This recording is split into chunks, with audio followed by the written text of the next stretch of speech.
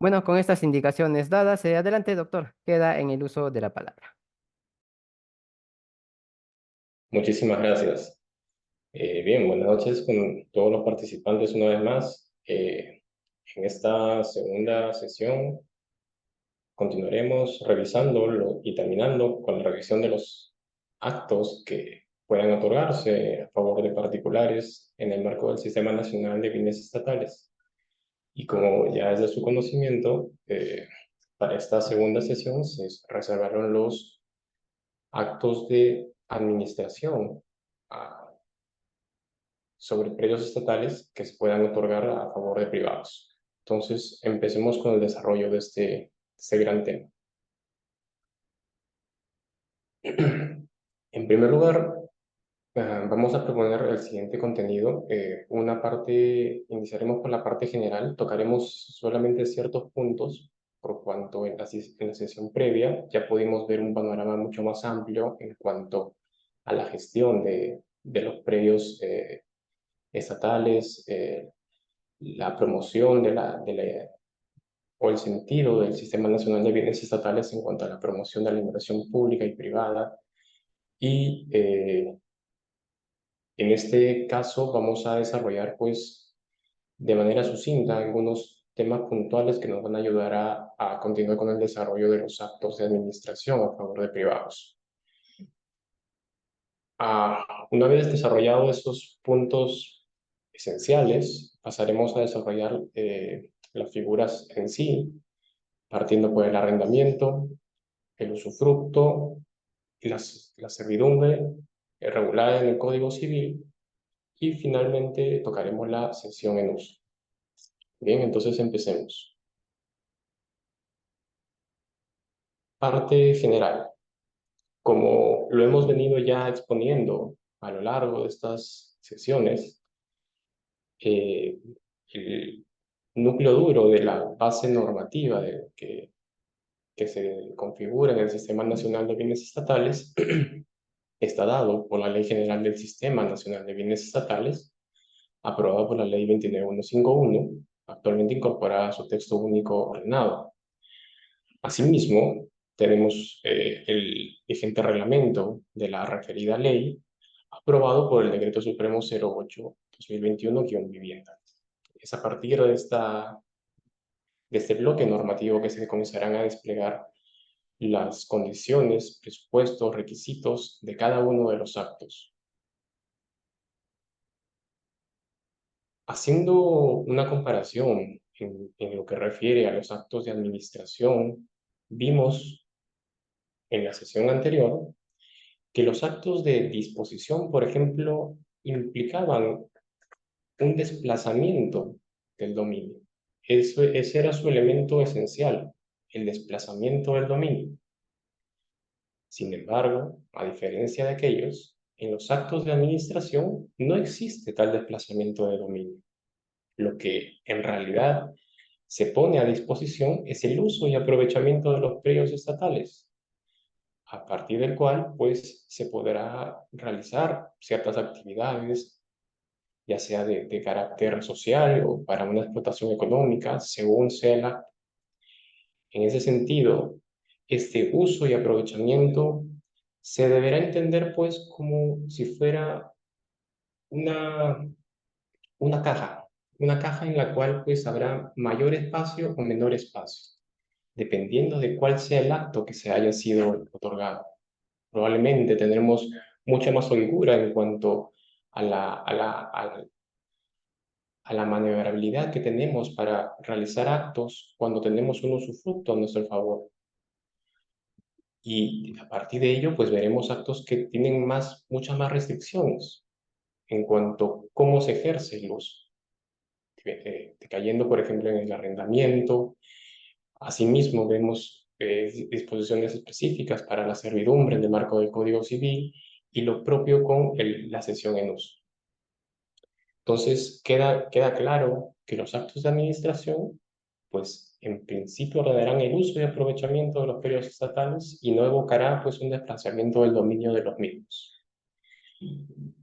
Para esta sesión hemos identificado, pues, que los Actos de administración a tratar serán el usufructo, el arrendamiento, la servidumbre en el marco del Código Civil y la cesión en uso. En tanto, por ejemplo, la afectación en uso y el comodato están siendo figuras reservadas para ser aprobadas a favor de entidades. Como el tópico, que es algo que ya conocen, está siendo destinado a favor de particulares o de privados.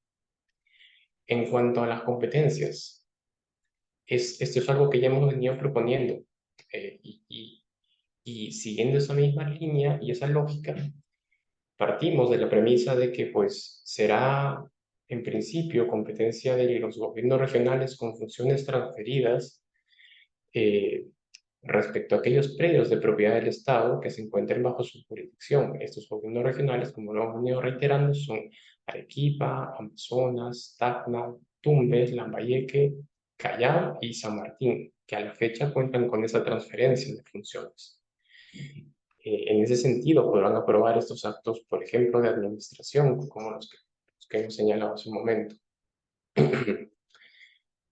En caso, pues, que no se encuentre en una jurisdicción de uno de estos gobiernos regionales con funciones transferidas y el predio sea propiedad del Estado, pues será la SBN la competente para aprobar estos actos. Asimismo, hemos dilucidado que también los gobiernos regionales tienen competencias para aprobar actos de administración respecto de los predios que son de su propiedad. Esto invocando la ley orgánica de gobiernos regionales. Asimismo, en la generalidad, las entidades podrán, pues, aprobar dichos actos, ya sean entidades como el Ministerio de Agricultura, el Ministerio de Educación, etc. Diferencia con los actos de disposición. Vemos que en estos casos, pues, no evoca una opinión técnica por parte de la SBN, como lo vimos en la sesión anterior para ciertos casos. Y ello por cuanto, nuevamente, partimos de los presupuestos del acto de administración, y es que no evoca un traslado del dominio, solamente una connotación de traslado del uso y aprovechamiento del periodo estatal.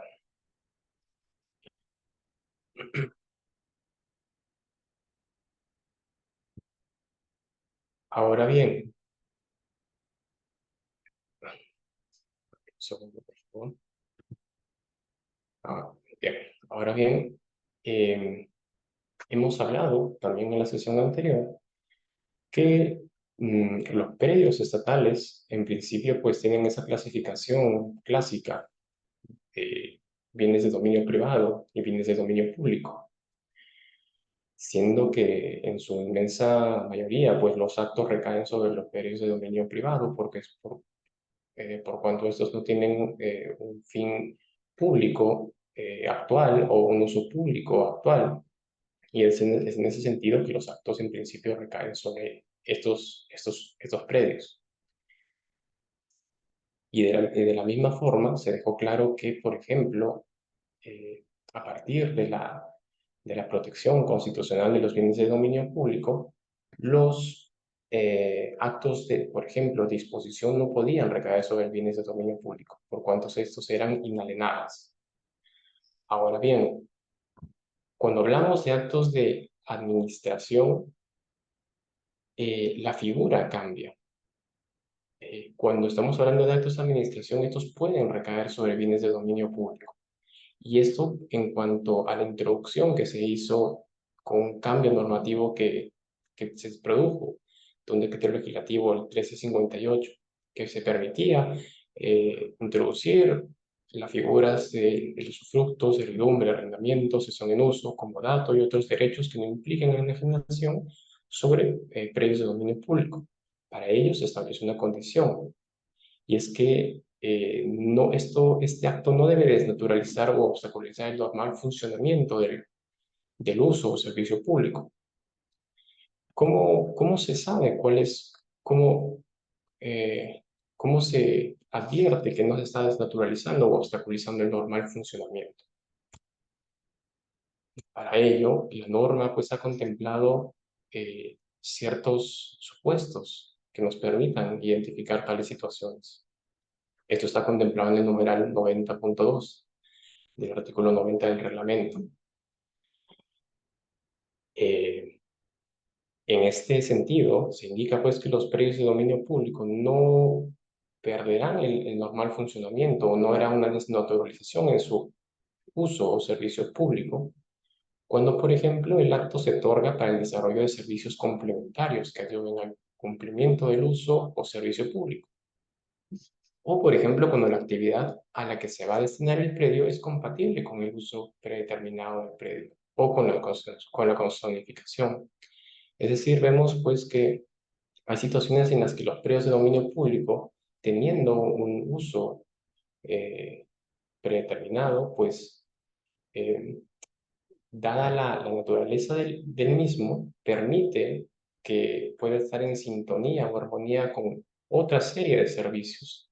Por ejemplo, cuando los lotes de equipamiento urbano son destinados a servicios comunales, permiten pues que sean destinados para varias actividades sociales, como puede ser el funcionamiento de, de bibliotecas, de ayuntamientos o palacios municipales, para implementaciones comedores populares, etcétera. Son una versatilidad de situaciones que se permiten a partir del uso predeterminado. Y asimismo, aun cuando el uso predeterminado es incompatible con la actividad a realizar, incluso así se puede evitar, desnaturalizar y obstaculizar el normal funcionamiento del uso o servicio público en función a criterios como puede ser el plazo, la oportunidad y o al espacio que se requiera, en tanto, por ejemplo, sean plazos breves, mínimos o un espacio pues que no implique de ninguna manera que se, que se pierda pues el sentido del servicio público que se venga prestando sobre ese predio. Es decir, serán esas situaciones que se evalúen en cada caso y en base, digamos, al impacto que sea mínimo, que me permitirán, pues, aprobar actos de administración sobre bienes de dominio público, en tanto se está en el supuesto que no viene desnaturalizando o obstaculizando el uso o el servicio público. Entonces, veamos. Empecemos a desarrollar cada una de las figuras que hemos propuesto para el día de hoy y empecemos por el arrendamiento.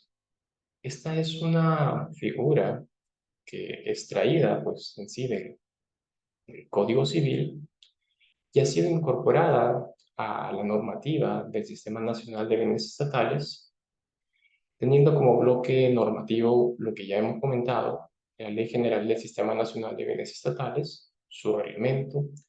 Para este efecto se ha aprobado una directiva que regula, que contiene disposiciones para el arrendamiento de predios estatales. Esta directiva es la número 004-2022/SB.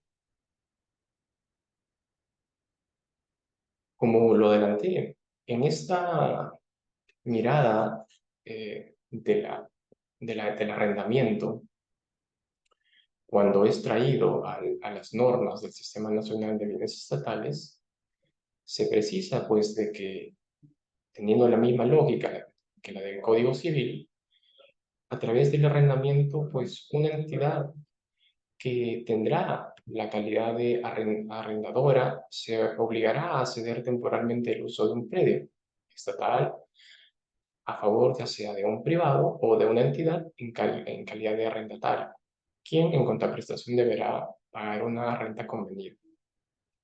Es decir, estamos de la misma forma como lo regula el derecho común, el Código Civil, la, el arrendamiento será pues una relación obligacional, donde habrá dos partes, un arrendador, que en este caso, para efectos de, de la situación en cuanto estamos en predios estatales, estará representado pues por la entidad del Estado, la entidad estatal o el Estado. Y por el otro lado estará el arrendatario, que podrá ser ya sea un privado o una entidad. Para efectos de esta exposición, pues estamos, a propósito del tema, nos detendremos a hablar del arrendatario cuando este es un privado. Entonces, cada una de estas dos partes tiene una prestación, una contraprestación a favor de la otra. El arrendador se obliga a ceder temporalmente el uso de un predio estatal. Le entrega al arrendatario el uso de un predio. Y este arrendatario, en contraprestación, pues tendrá que pagar una renta que será convenida, una renta a valor comercial. Fíjese que este es un criterio que siempre hemos venido desarrollando, de la misma forma que hemos venido desarrollando en los actos de disposición de predios estatales a favor de privados. Hemos dilucidado que los actos onerosos otorgados a favor de privados tienen que ser a valor comercial. Esto previa una tasación que se realice en base al Reglamento Nacional de Tasaciones. Entonces, esta de las características del arrendamiento en el marco del Sistema Nacional de Bienes Estatales tendrá, pues, en principio, esta relación obligatoria, como lo comenté en su momento. Tendrá esta situación donde habrá estas dos partes que se deben contraprestaciones mutuas, un arrendador y un arrendatario.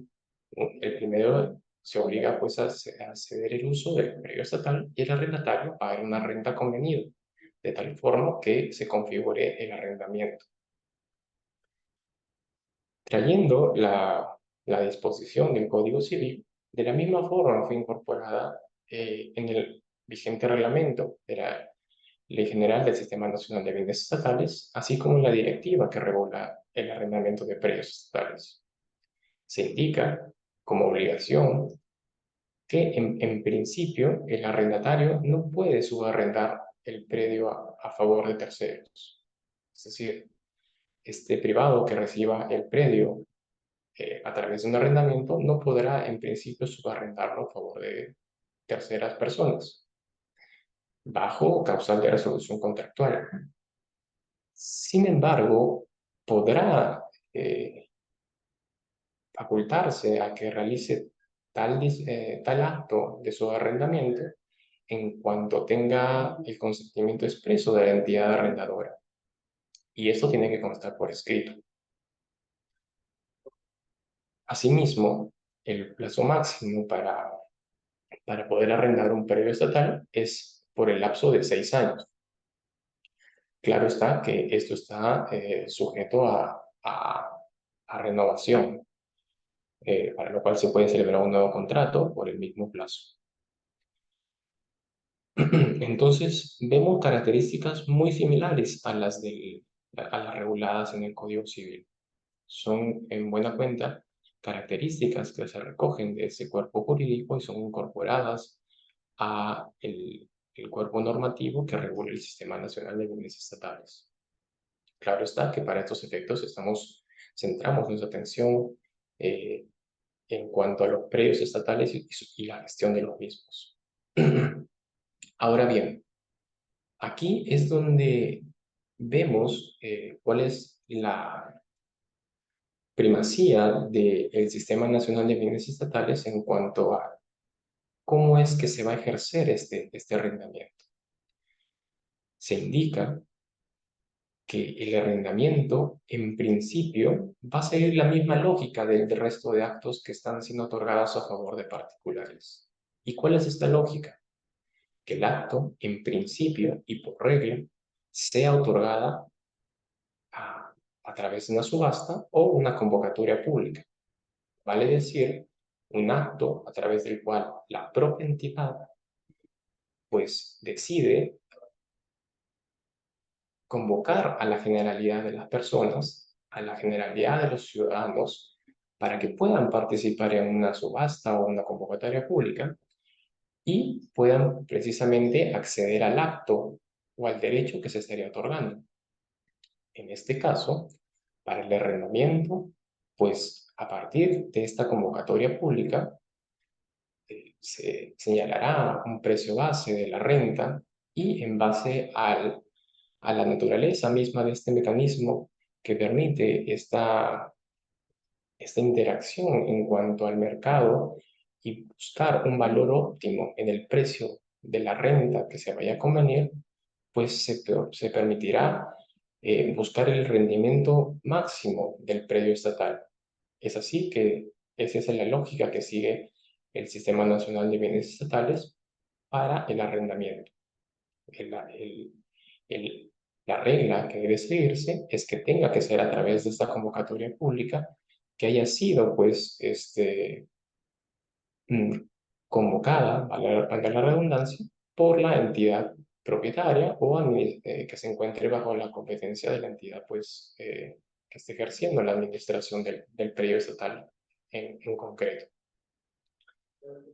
Sin embargo, existe también la posibilidad de que se celebre un arrendamiento de manera directa, es decir, que sean determinadas personas las que puedan tener la capacidad de celebrar un arrendamiento directo siempre y cuando se encuentren en alguna de estas causales que se habilitan por cuanto son excepcionales a la regla de la convocatoria pública. En ese sentido, se establecen pues ciertas causales habilitantes a, a efectos de que pueda celebrarse de manera directa este arrendamiento. La primera causal es una causal que ha sido incorporada a propósito del vigente reglamento, el reglamento aprobado por el Decreto Supremo 08-2021-Vivienda. Esta causal contempla una base ancha en cuanto a cómo puede accederse a un arrendamiento directo. Fíjense qué es lo que establece esta causal. Para acceder al arrendamiento directo, el predio va a estar destinado para la realización de un evento determinado, por uso, temporada o estación del año, que sea por fechas específicas, y en general para cualquier otra actividad, por un plazo no mayor a 2 años, renovable por 2 años adicionales. Entonces, esta causal apertura a que cualquier actividad que se vaya a realizar en este predio, en el predio estatal, pues permitirá realizar el trato directo. Es una incorporación novedosa que permite una eh, intervención por parte de los particulares mucho más abierta.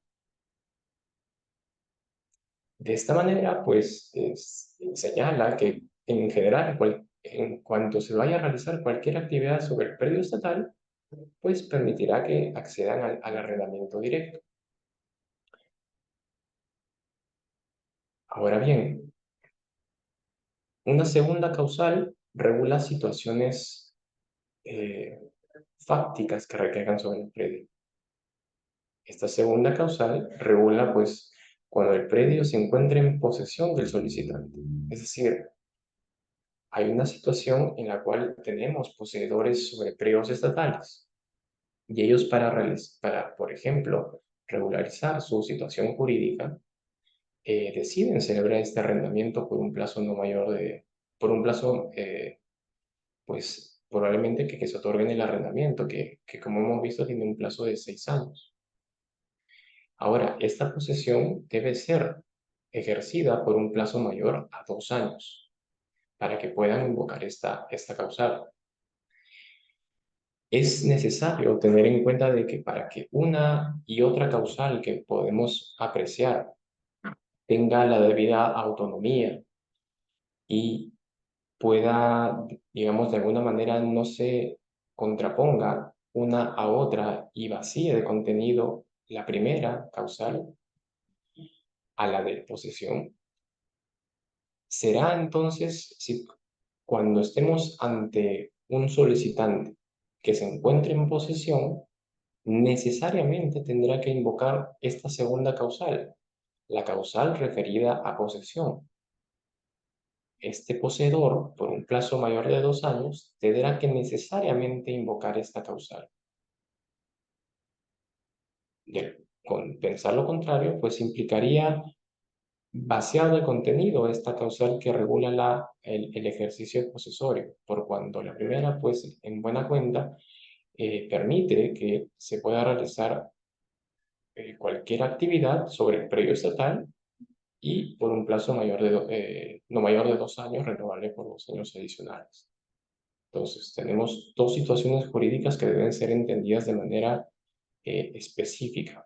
Aquellos casos donde exista esta posesión mayor de 2 años, tendrá que seguirse por la línea de esa causal, la causal de posesión, y para aquellos casos que no sean comprendidos en esta situación de posesión, pues podrá seguirse la línea de la primera causal, referida al ejercicio de cualquier actividad que vaya a realizarse sobre el predio estatal, que vaya a realizarse, que esté previsto realizarse, distinto al ejercicio de la posesión mayor a 2 años que haya venido ostentando el solicitante. Vemos, en principio, y de la revisión del reglamento y de la directiva, que para la primera causal no existe mayor requisito documental. Esto por cuanto basta con indicar cuál es la actividad en concreto que se va a realizar sobre el predio. Distinto a ello es cuando estamos hablando de la segunda causal, la causal de posesión. Para efectos de esta causal, sí establece la acreditación de ciertos documentos, la presentación de ciertos documentos que permitan acreditar el ejercicio posesorio. Y como verán, recordarán que son en buena cuenta los mismos que se extraen de, por ejemplo, cuando vimos la compra-venta directa en cuanto a sus causales de posesión. Vemos requisitos como los ya recordados de la declaración jurada del impuesto predial, arbitrios, recibos de pago correspondientes a los años del ejercicio de la posesión, el instrumento público o privado que conste la transferencia de la posesión a favor del solicitante, acta de inspección judicial o notarial del predio, y en general cualquier otro instrumento que haya sido emitido por una entidad pública competente para, pues, que permita acreditar el ejercicio posesorio a favor del solicitante. Asimismo, se establece que en cuanto el posesionario esté efectuando actividades mineras, deberá adjuntar el documento que acredite que se encuentra en un proceso de formalización minera. Esto por cuanto existen situaciones en las que eh, se vienen ejerciendo posesión sobre periodos estatales y están en un proceso de formalización. Y en ese sentido, pues deberá acreditar tal condición o, en todo caso, contar con la autorización del respectivo concesionario. Y claro está, en este caso, la entidad que esté viendo el arrendamiento tendrá que poner en conocimiento de la autoridad sectorial competente el inicio de este procedimiento de arrendamiento.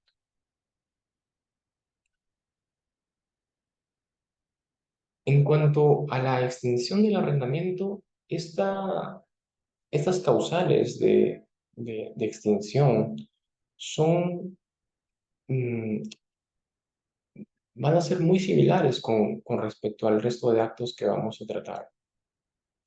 En principio, vemos que los actos de administración a favor de particulares son en su inmensa mayoría se rigen por la temporalidad.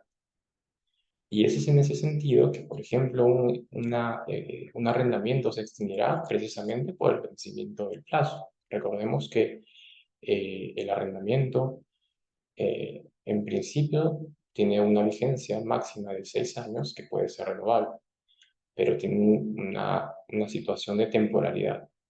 En ese sentido, se extinguirá pues al vencimiento del plazo.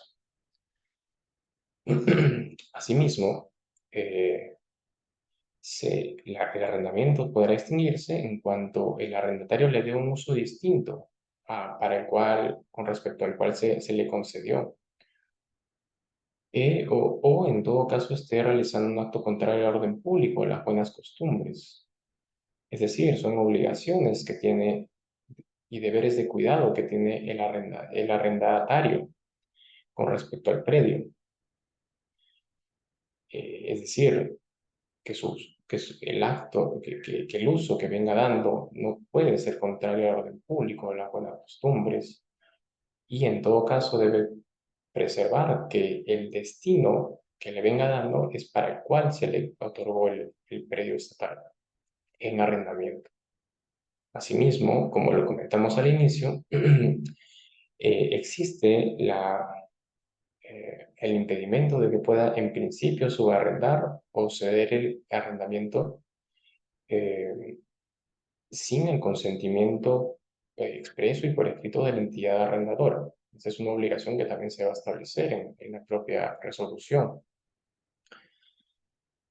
Asimismo, esta causal que, que, que refiere a la decisión unilateral por parte de la entidad arrendadora por razones de interés público es una causal que se va a repetir a lo largo de todos los actos, por cuanto estas razones de interés público pues vendrán de una norma, una ley que establezca la declaratoria de interés nacional o de gran envergadura, la ejecución de un proyecto y sobre el cual pues tiene preeminencia la ejecución del mismo por cuanto son valores perseguidos por el Estado en su integridad, ¿no?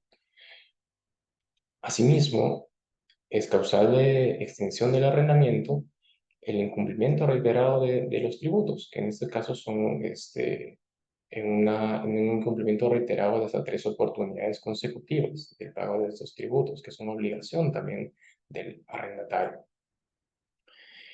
El incumplimiento de la relación de la garantía de fiel cumplimiento. Esta garantía de fiel cumplimiento se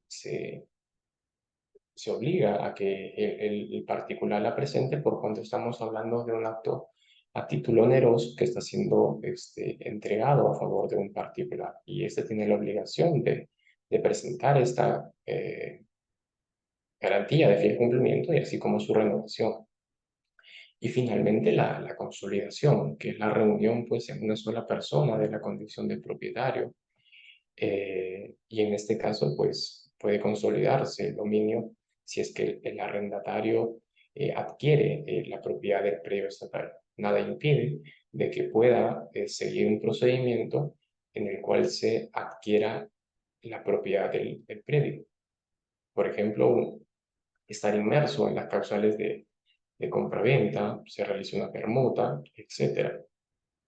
Las situaciones pueden ser variadas, en cuyo caso nada impide que el arrendatario pueda, en caso que cumpla con los presupuestos, adquirir la propiedad también del predio estatal.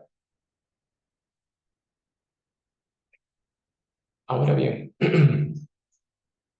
siguiendo con la línea de los actos, veremos el acto de usufructo. De igual forma, para tratar este acto, tendremos en principio la Ley General del Sistema Nacional de Bienes Estatales, su reglamento, nuevamente, y asimismo la directiva que regula lo referido a la constitución del usufructo sobre predios estatales. Esta directiva, la vigente, es la directiva 03-2022/SDN.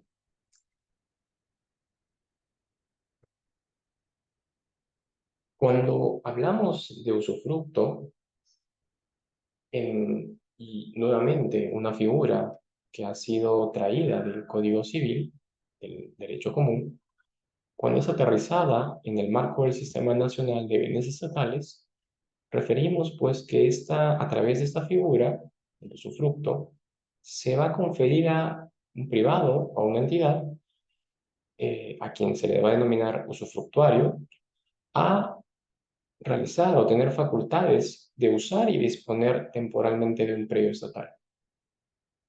Este usufructuario, pues, estará dotado de aquellas atribuciones que le está siendo cedida por un propietario. Las atribuciones de la propiedad que están siendo trasladadas, que son del uso y el disfrute.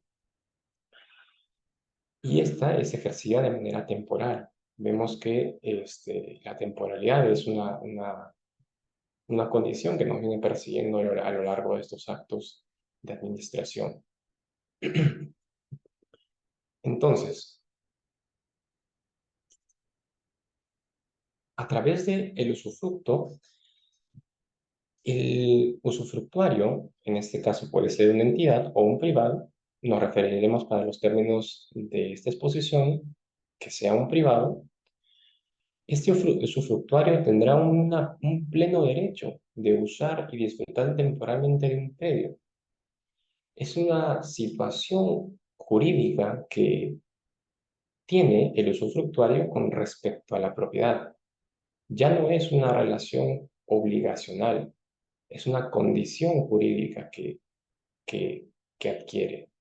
Una nueva situación jurídica devenida de un pleno derecho de uso y disfrute del predio estatal. Es por ello que cuando revisamos sus características, pues el usufructo, a diferencia del arrendamiento, es concebido como un derecho real. Y al tener un derecho real, pues no solamente implica esta situación de percepción en cuanto a la situación de la persona con respecto a la propiedad. Es una situación en la cual eh, existe una situación de con respecto a la cosa, con respecto al bien.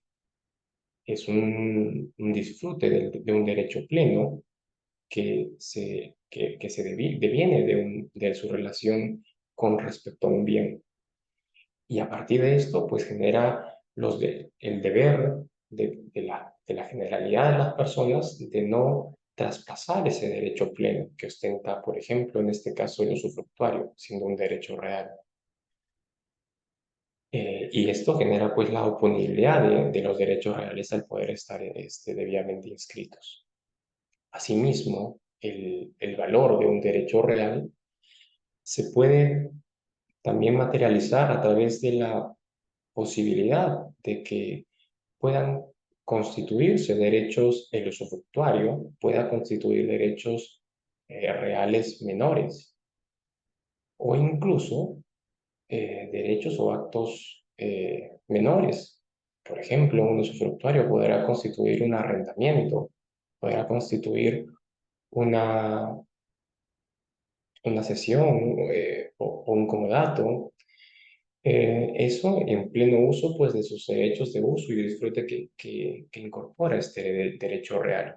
Es un derecho bastante fuerte o intenso en cuanto a las posibilidades que, que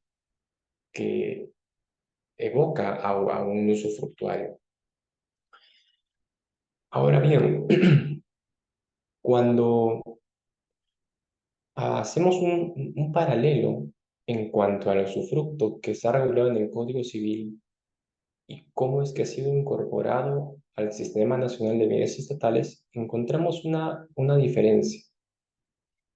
Cuando este se incorporó al Sistema Nacional de Bienes Estatales, se parte de la premisa que en principio el usufructuario no puede transferir el usufructo, ni tampoco gravarlo de manera parcial ni total. Esto bajo sanción de extinción. Se podrá transferir el usufructo o gravar, por ejemplo, incluso estamos pensando en un gravamen como una hipoteca, siempre y cuando se tenga el consentimiento expreso de la entidad que otorgó este usufructo. Y esto debe constar por escrito. Esta decisión pues quedará a libre de discreción de la entidad que aprobó el usufructo. Vemos entonces una característica importante. En el derecho común, en principio el usufructo se puede transferir y gravar, salvo exista disposición normativa expresa que diga lo contrario. Pero en las normas del sistema parten de una situación distinta, y es que en principio no se puede gravar ni transferir. Pero eso no vacía de contenido a esta actitud del usufructuario.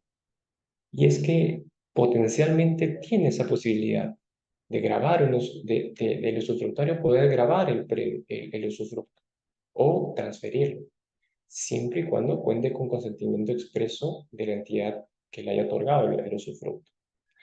Esto entonces nos permite hacer una drástica diferencia, por ejemplo, con la figura que hemos revisado hace un momento, con el arrendamiento. Esta condición de ninguna manera se va a presentar a favor del arrendatario, por cuanto hemos visto pues, que este tiene solamente una situación obligacional. En este caso, vemos que tenemos ante nosotros un panorama, un espectro muy estrecho con lo concebido en un derecho real como tal. Es por ello que el usufructo es una figura bastante intensa y preponderante cuando éste es otorgado a favor de particulares o a favor de privados. Asimismo, vemos otra diferencia en cuanto al plazo, y es que el plazo del usufructo puede ser hasta por 30 años, los cuales pueden ser renovables, y este plazo debe ser establecido de manera obligatoria en la resolución que apruebe el usufructo. De lo contrario, pues estará sujeto a una sanción de nulidad. Nuevamente, esto denota la obligación de temporalidad o la lógica de temporalidad que rige en nuestro Sistema Nacional de Bienes Estatales y en cuanto al otorgamiento de los actos de administración. Nuevamente, siguiendo el mismo razonamiento que hemos venido sosteniendo, el usufructo primero será convocado y por regla por convocatoria pública, por interés pues de la misma entidad propietaria del predio estatal.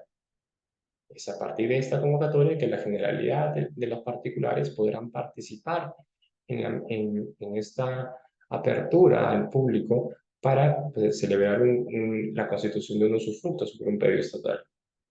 Se fijará pues un valor óptimo a partir de la interacción que existe en esta convocatoria y se pretenderá pues alcanzar el rendimiento más alto, óptimo respecto a la valorización del predio estatal. Ahora, el... perdón, estoy un poco enfermo. Bien, entonces,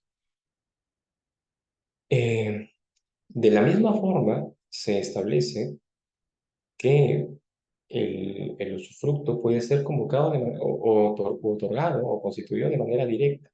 Para ello se establecen algunas causales. En principio, la primera causal está referida para la ejecución de proyectos de inversión. Siempre esta es una situación que se ve en muchos de los actos que se puedan otorgar a favor de particulares. Este incentivo de la inversión privada devenido de políticas, planes, lineamientos o acciones de promoción del sector competente, sector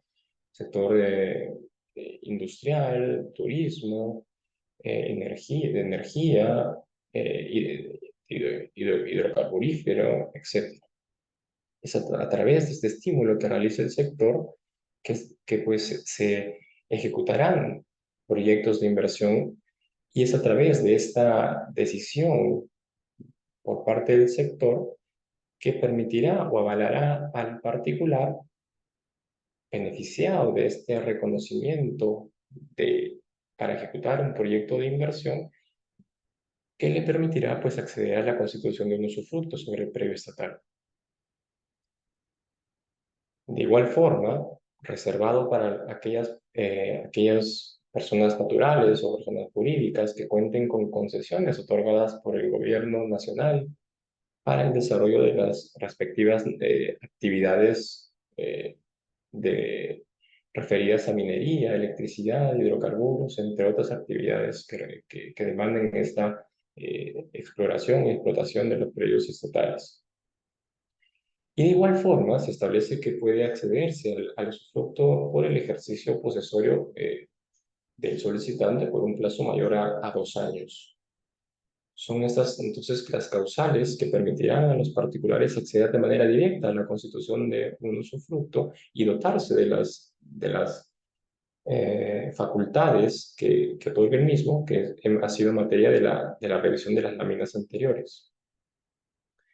Para acreditar la primera de estas causales, referida a la ejecución de proyectos de inversión alineados a las políticas del sector, en principio se exige que debe presentar un expediente de inversión que debe contener mínimamente pues, la denominación, descripción, finalidad y objetivo y alcances del proyecto, indicación de beneficiarios, la justificación de la dimensión del área solicitada, los planos de distribución y memoria descriptiva del proyecto, el cronograma, del cual se pueda desprender un plazo para la culminación del proyecto, y asimismo el presupuesto estimado y forma de financiamiento. A este proyecto de inversión se deberá acompañar el informe respectivo de la autoridad sectorial en la cual pues haya tenido el pronunciamiento favorable, que lo haya avalado para invocar esta causal. En este informe deberá contenerse la identificación y calificación del proyecto de inversión, el tiempo que requerirá para ejecutarse y el área del terreno del predio estatal que se requiera para desarrollar el proyecto de inversión. Lo mismo en la segunda causal referida a los titulares de concesiones. Para efectos de acreditar esta causal, se requiere que presente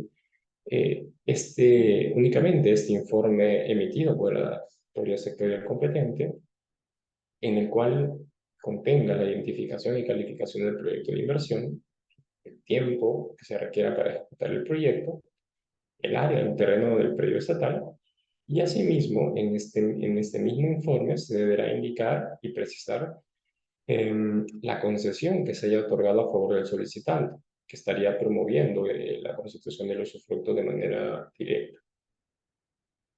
Y finalmente, pues de la misma forma que como vimos en el arrendamiento, para acreditar la posesión serán con este listado de documentos que se proponen en los cuales se pueda acreditar el ejercicio posesorio por más de 2 años.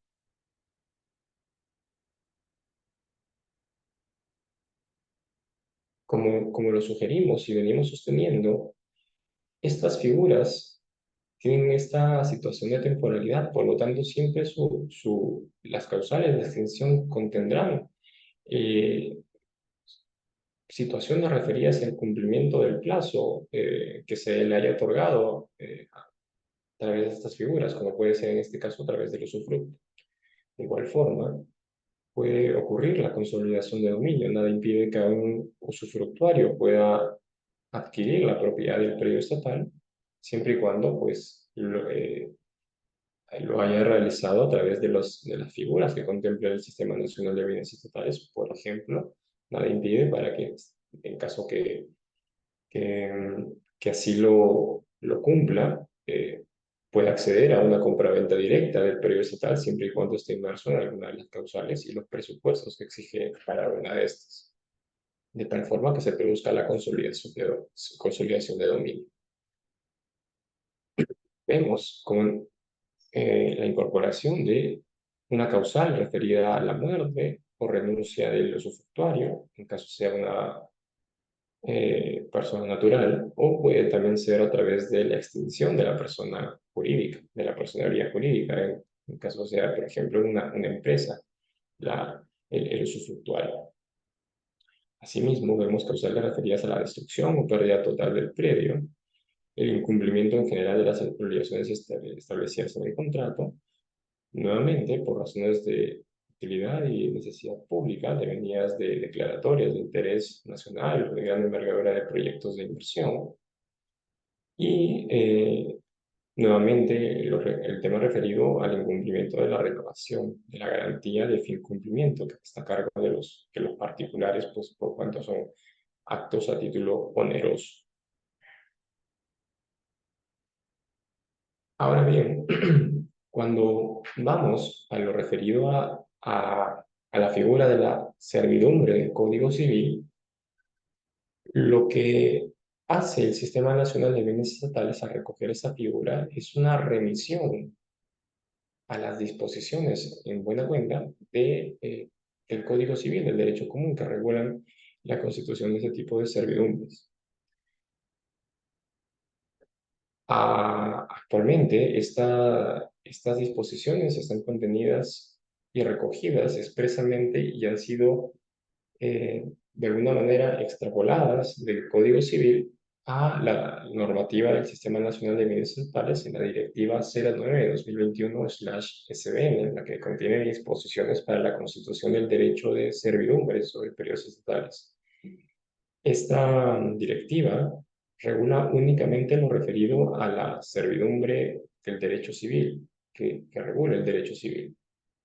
Esto por cuanto hay que hacer una diferencia en cuanto a otro tipo de servidumbres que se recojan, por ejemplo, estas servidumbres de un marco normativo especial, que seguramente será materia de una de estas sesiones que está llevando a cabo esta casa de estudios.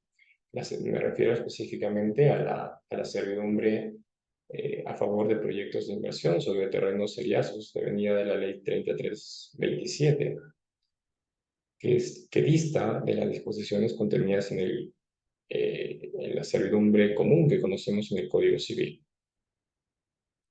Entonces para efectos de, habiendo hecho tal diferenciación, seguiremos con lo que corresponde a la servidumbre que está recogida en el Código Civil y ha sido incorporada al catálogo de actos de los actos de administración a favor de privados en el Sistema Nacional de Bienes Estatales. A través de la servidumbre común del Código Civil, se va a permitir que un predio estatal, al cual se le denomina predio sirviente, sea grabado a favor de otro predio estatal o privado, que será denominado predio dominante. ¿Qué quiere decir esto? Estamos en una situación en la cual tenemos un predio que se verá favorecido por la constitución de una servidumbre entendida como una carga que va a estar en desmedro de otro predio. Es así que a través de esta carga, la servidumbre, se va a afectar un predio al que le vamos a denominar predio sirviente. Para efectos de estos actos que estamos revisando será el predio estatal. Y esta carga será, pues, se verá beneficiada por un predio dominante. Este predio dominante puede ser de propiedad del Estado o de un privado. En ese sentido, pues, recogemos esta situación de la servidumbre que ha nacido de manera espontánea en el derecho, por cuanto situaciones en las cuales pues se veía la necesidad eh, inminente de afectar un predio a favor del otro para lograr determinados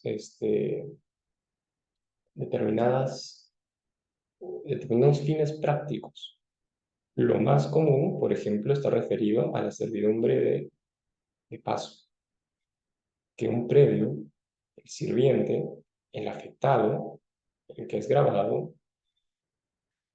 pueda, a través de esta disminución que presenta, esta carga que presenta, pueda servir a favor de otro predio, el dominante, y este último, el predio dominante, pueda pues tener una utilidad o un fin práctico en el cual pues por ejemplo pueda ejercer un derecho de paso. Veremos esto un poco más adelante, cómo es exactamente que se ejerce el derecho del servidor. Cuando nos remitimos a las disposiciones del Código Civil, conocemos que la servidumbre puede ser otorgada de manera convencional a través de la autodeterminación de las personas, o en este caso, puede ser a favor de la autodeterminación que se le dé a la entidad con los privados que requieran la constitución de un derecho de servidumbre respecto de un predio a favor de otro. De la misma forma, existen disposiciones de carácter que se desprenden de la propia disposición normativa de la misma ley que establecen la constitución de la servidumbre. Nos referimos entonces a la servidumbre legal de paso y a la servidumbre a favor de predio enclavado, que esas son las que vamos a tocar en la presente sesión. Conociendo un poco más sobre la servidumbre del Código Civil, se establece que, salvo en lo referido a la servidumbre de predio enclavado, en general la servidumbre que se constituye a favor de privados es constituida a título oneroso y por un plazo máximo de 10 años que es renovable. Esta excepción del predio enclavado se da por cuando se tiene un predio enclavado bajo el cual haya sido otorgado un acto de disposición por parte del Estado, este predio o esta constitución de servidumbre será a título gratuito. Es una excepción a esta regla, por cuanto hemos revisado que la regla que sigue el Sistema Nacional de Bienes Estatales es la onerosidad a valor comercial y los actos que se puedan aprobar a favor de particulares. Solamente, por ejemplo, a través de la servidumbre de predio enclavado es que se permitirá que esta sea a título gratuito. Vamos a revisar en un momento de qué se trata esta servidumbre de a favor de predio enclavado. Asimismo, se establece específicamente que no existe impedimento para poder aprobarse o constituirse una servidumbre en el caso que ya se haya otorgado este derecho real o algún otro derecho de uso, siempre y cuando pues, se tenga compatibilidad entre los derechos otorgados, para lo cual se requerirá la opinión previa y favorable del sector competente. Asimismo, revisando las características de la servidumbre, podemos apreciar de que la constitución de esta carga, de este derecho de servidumbres, no impide que pueda celebrarse un acto de disposición sobre el predio estatal.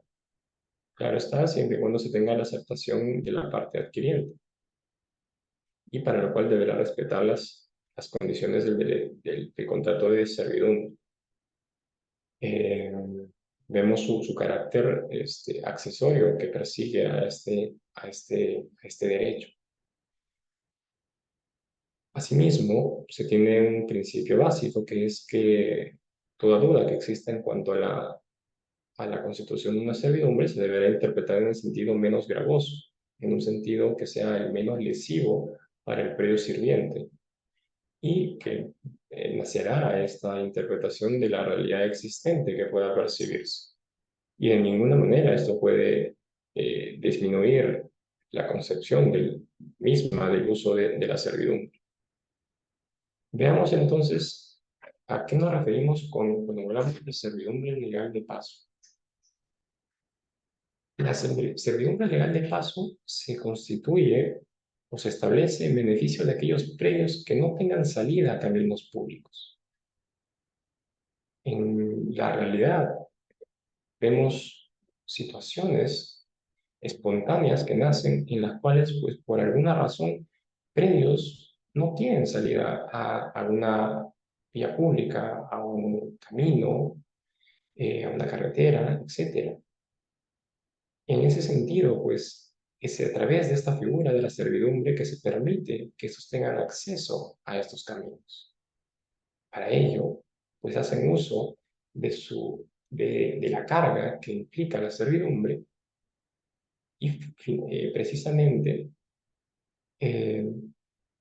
invoque pues o evoque una afectación a un predio, que va a ser el predio sirviente, que se verá afectado del derecho de esta servidumbre, para que finalmente el predio dominante pueda acceder al camino público. Esta servidumbre cesará cuando el predio dominante adquiera otro predio o finalmente tenga una forma de salir a los caminos públicos, a la vía pública. lo cual pues cesará esa condición que tiene eh, de no tener salida a caminos públicos. Esta servidumbre legal de paso, como lo hemos anticipado, es a título oneroso y la valorización de esta servidumbre también tendrá en cuenta los daños y perjuicios que resultarán al propietario del predio sirviente. Entonces, ¿qué demanda esta servidumbre? ¿Cómo podemos graficar?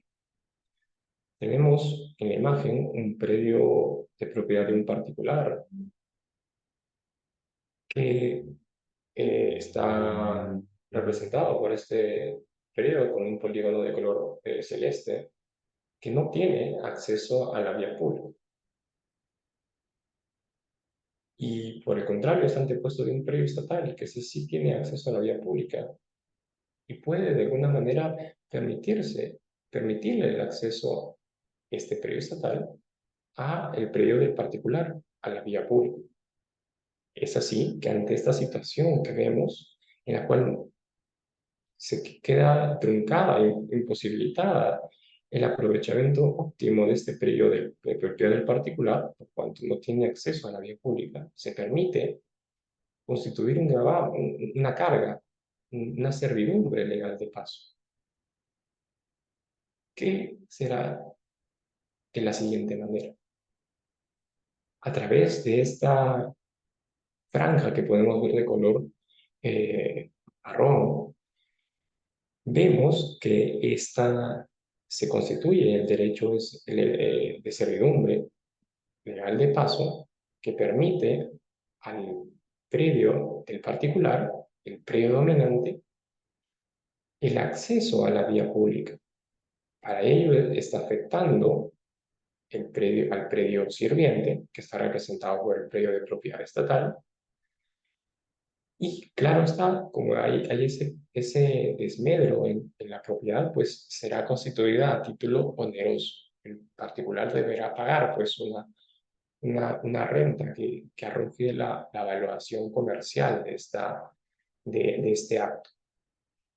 De esta manera, a través de la servidumbre legal de paso, podrá nuevamente estar dotado de realizar una explotación económica óptima en su predio estatal, por cuanto ya tiene acceso a la vía pública.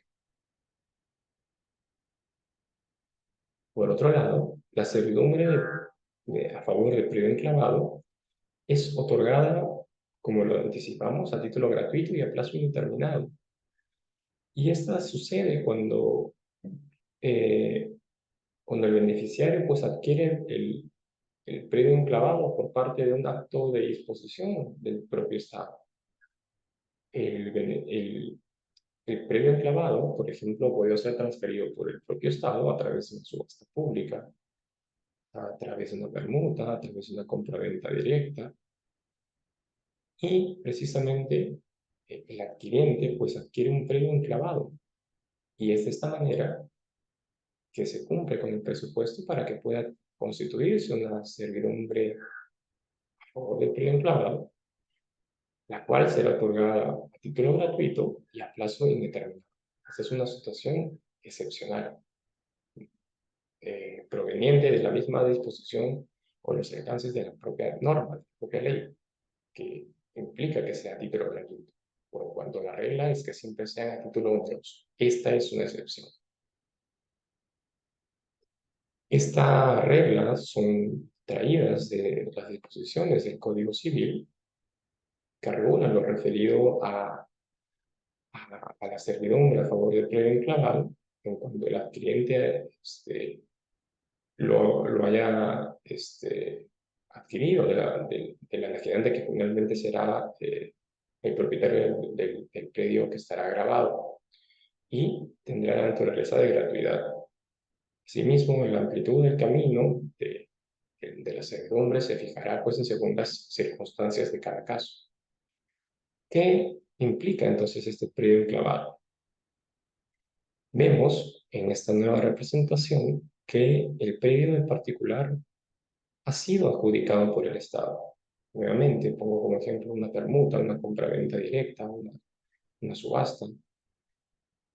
Y este predio del particular que ha sido adjudicado por el Estado, pues no tiene acceso a la vía pública. Es más, es un predio que está eh, absolutamente inmerso, es mediterráneo al predio estatal que vemos en pantalla. De esta manera, estamos en una situación inequívoca de un predio enclavado.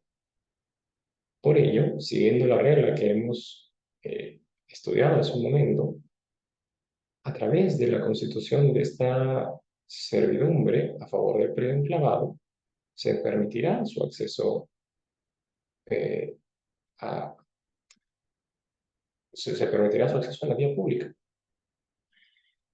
Esta servidumbre que se vaya a aprobar será entonces a favor de este predio que es el dominante, el de propiedad del particular, y será a título gratuito y de carácter permanente, por cuanto es el propio Estado el que adjudicó este predio enclavado.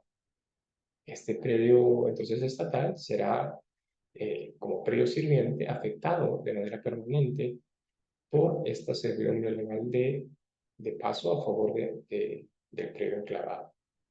Estas son, por ejemplo, las representaciones gráficas cuando nos referimos entonces al derecho de servidumbre. Vemos cómo es que afecta un predio en favor del otro. Existen dos predios en los cuales uno es dominante y uno es sirviente.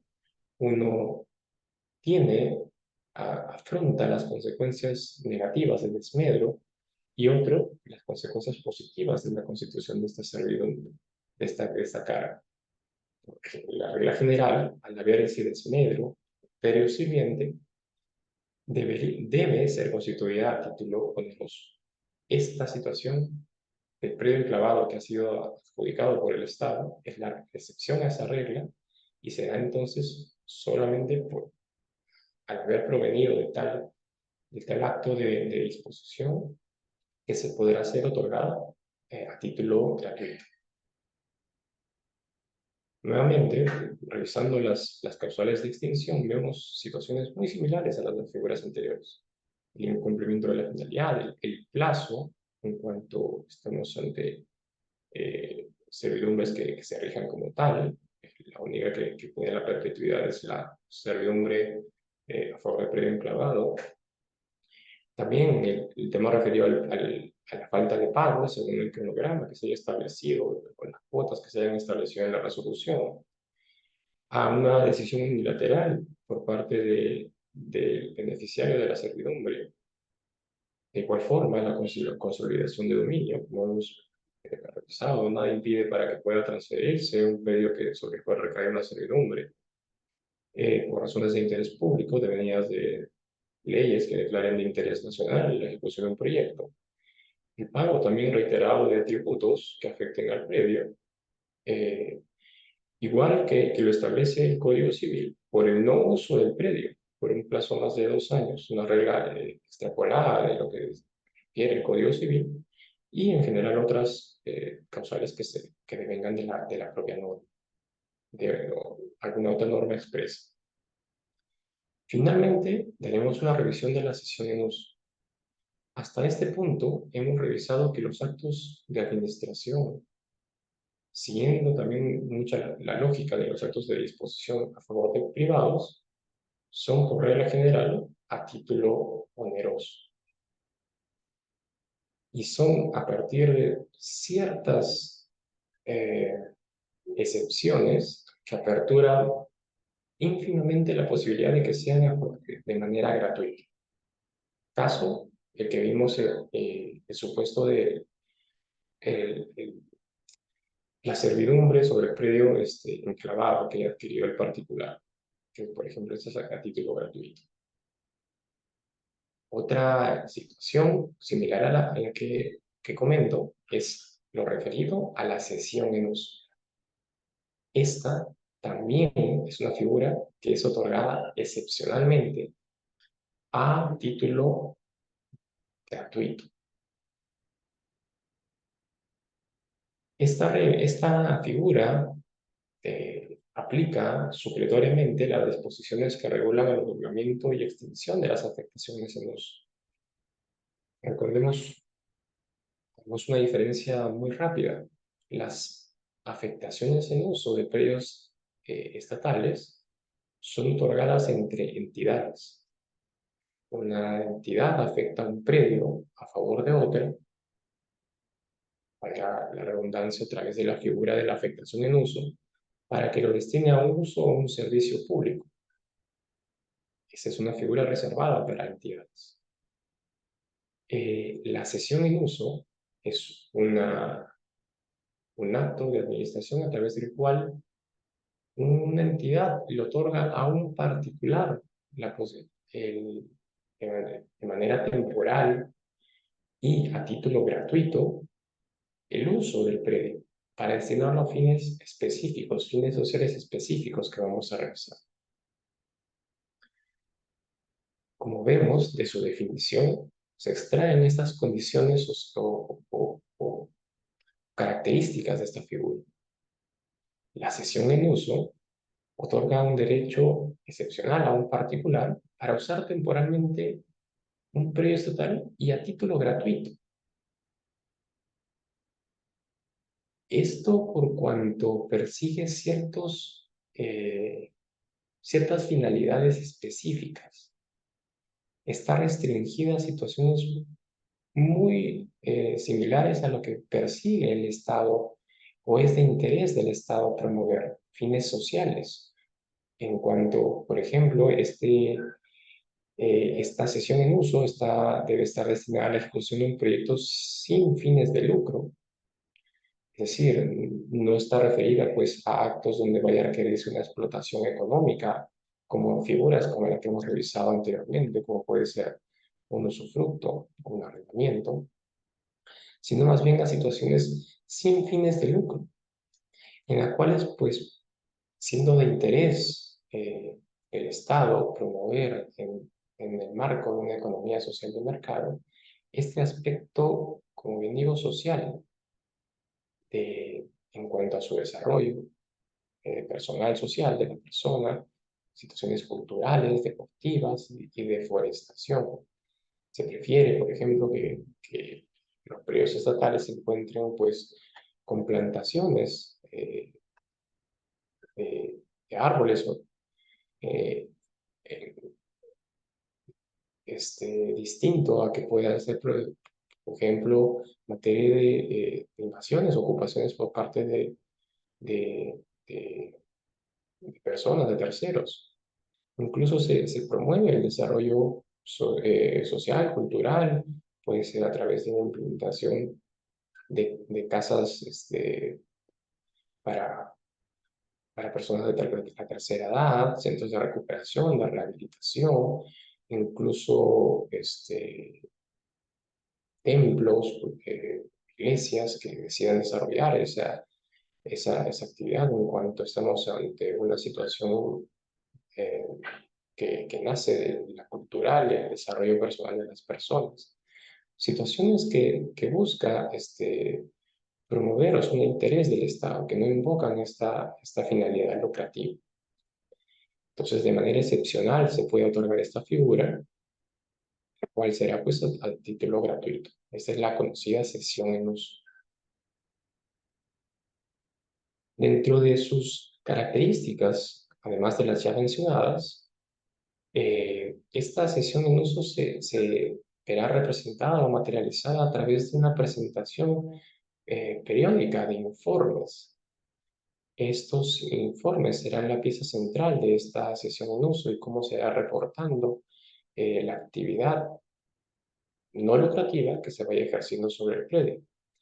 Se va reportando cómo está siendo realizada la gestión, qué logros se están alcanzando y qué avances se están logrando en la ejecución del proyecto social que se esté realizando sobre el predio estatal. Tal es así la importancia de estos informes que la misma resolución pues establecerá en cuánto será la periodicidad para presentar estos informes, lo cual está sujeto incluso a una sanción de nulidad.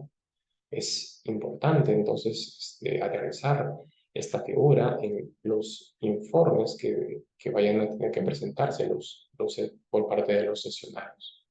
Y nuevamente, pues estamos ante una figura que es de manera temporal. Esto por cuanto su temporalidad está prevista para que pueda ser otorgada en un plazo máximo de hasta por 10 años. Es entonces a plazo determinado que se otorga la cesión de uso.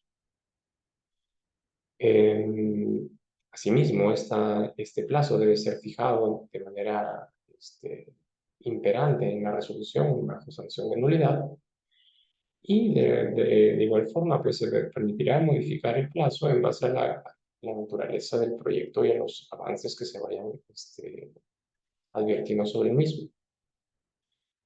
Finalmente, siendo más remisivos a las causales de extinción que hemos podido revisar, lo propio y están recogidas en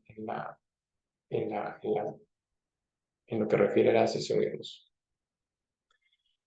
Causales de extinción referidas al incumplimiento de la finalidad, el incumplimiento de la ejecución del proyecto, al vencimiento del plazo, que tenemos un plazo de 10 años para la cesión en uso, a la decisión unilateral del cesionario de renunciar a ese acto, a la extinción de la persona jurídica que estaría persiguiendo esos fines, estas actividades sin fines de lucro, o al fallecimiento del cesionario, a la consolidación de dominio, por razones de interés público, por el pago reiterativo de los tributos que afectan al predio, como lo mencioné hace un momento, que debe ser hasta 3 oportunidades de manera consecutiva, al incumplimiento del reiterado de la presentación de los informes, que son, como lo mencioné, la situación angular de la sesión de uso, la presentación periódica de estos informes, donde se dé cuenta de lo que se está logrando, de lo que se está alcanzando y cuáles son los avances que se están percibiendo con respecto a la ejecución de este proyecto social sin fines lucrativos. Y en general otras que puedan devenir de una normativa expresa. Entonces, vemos que con la revisión de estos actos, que podemos notar ciertas similitudes en cuanto al tratamiento de las figuras de actos de administración a favor de privados.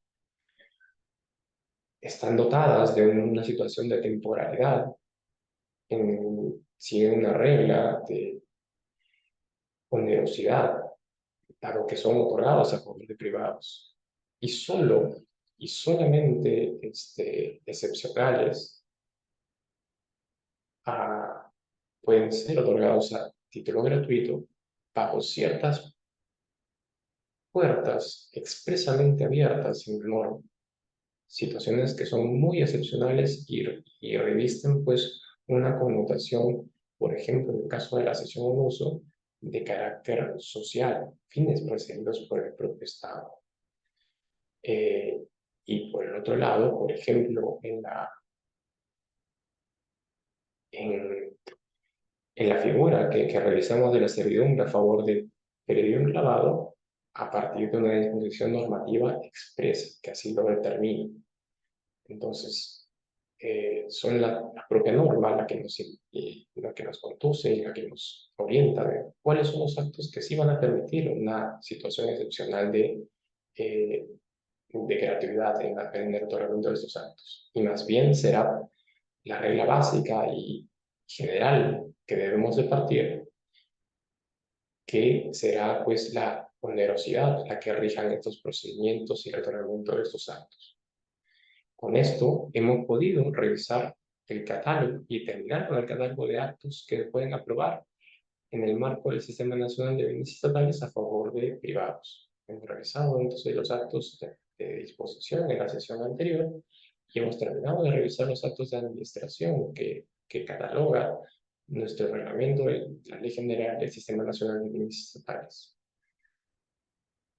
Habrá normas conexas, como lo comenté, por ejemplo, que regulen la inversión privada de la misma manera, como el caso de la Ley 327, que es una norma especial que también regula una servidumbre especial, para la redundancia, cuando ésta es otorgada a favor de proyectos de inversión. dada la naturaleza de esta figura excepcional que se contempla para la promoción de inversión privada, seguramente será materia de revisión por parte de esta casa de estudios en alguna de las sesiones que se esté publicitando, dada su normativa especial que rige este tipo de actos. Pero en buena cuenta, a través de la revisión de estos catálogo de actos de administración y disposición, hemos podido terminar con la revisión de los mismos a partir de lo que hemos podido contemplar en el reglamento de la Ley General del Sistema Nacional de Bienes Estatales. Bien, entonces, habiendo culminado con esta revisión, quedo atento a cualquier duda o comentario o pregunta que pueda presentarse.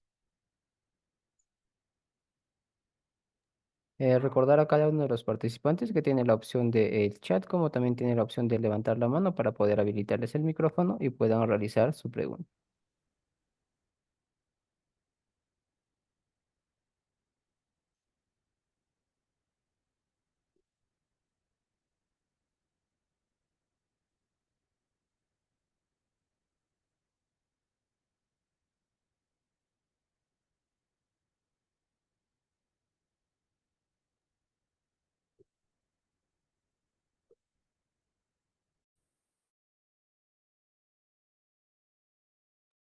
Bueno, doctor, al parecer no tenemos preguntas por parte de los participantes. Tampoco veo algunas manitos levantadas. Bien, entonces, creo que habiendo finalizado y no... me parece que acá un participante, Alan Calderón, ha levantado la mano. Adelante, por favor. Doctor, buenas noches. Tengo una consulta en base a un caso real. Mire, más o menos en el año 1980, eh, una asociación de comerciantes, un mercado específicamente, le compra un predio a la municipalidad y, bueno, obtienen, la, obtienen solamente la titularidad de todo el predio matriz, todo una cuadra, si no me equivoco, es el predio. Pero resulta que después viene Cofopri,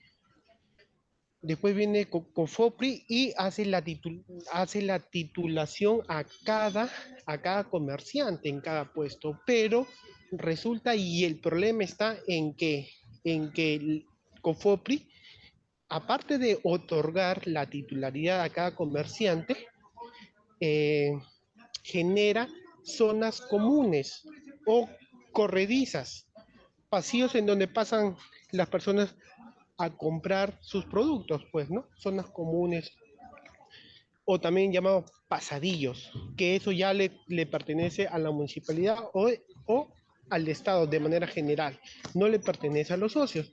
Entonces resulta que han querido construir el segundo piso, han querido construir el segundo piso, han querido construir el segundo piso y han tenido problemas porque no pueden construir, porque el problema está en que hay zonas que le pertenecen al Estado, que son públicas, ¿no? Entonces, ¿cuál sería ahí la solución, doctor?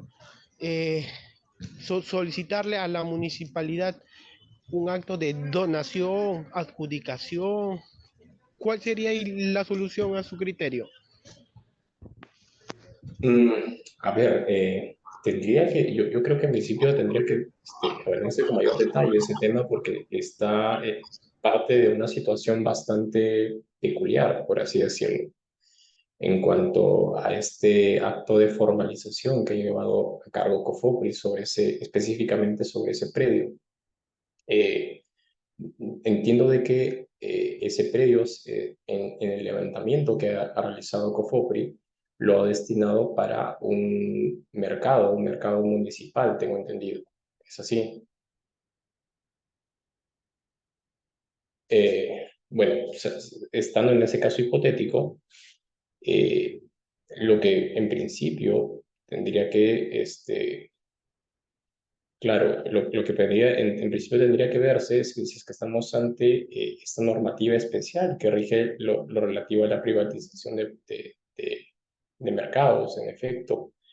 O en todo caso, si es que estamos pues ante estas situaciones de propiedad exclusiva o propiedad común, tendría que revisarse el caso con mayor detalle. En ese sentido, no podría, digamos, tener un pronunciamiento expreso sobre ese tema, incluyendo incluso, sobre todo si es que estamos más aún hablando ya de edificaciones, incluso puede haber intervención por parte de la Dirección General de Abastecimiento, ¿no? En cuanto al tratamiento inmobiliario. No estoy seguro de cómo sea la situación de ese predio o de ese mercado municipal. Eh, Sin embargo, claro, no, mayor detalle no podría darle sobre ese caso específico.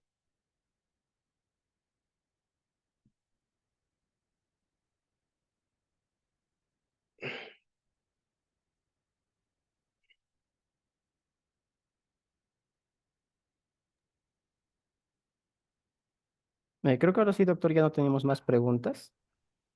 O si tuvieran Perfecto. alguna pregunta a los participantes, levantar la manito, por favor. Perfecto, entonces creo que eso sería todo de mi parte. Más bien, muchísimas gracias por la atención y buena predisposición para estar en esta sesión. Que tengan un buen fin de semana y me despido. Muchas gracias.